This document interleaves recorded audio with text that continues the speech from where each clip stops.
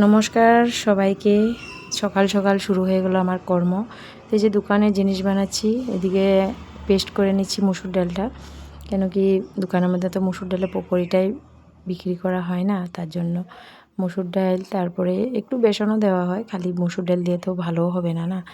একটু বেসন, একটু কারি পাতা, যেটাকে নরসিংহ পাতাও বলে, পেঁয়াজ, এগুলো দিয়ে পকোড়িটা বানানো হয়। তো সকাল সকাল অনেক ব্যস্ত, আর কী করে জানি ফেসবুকে তো সময় দিতে পারছি না, এতটাই ব্যস্ত আছি কি বলবো। তো এদিকেই আবার এই কাজগুলো করতে করতেই এসে গেল দহি ফুচকার অর্ডার।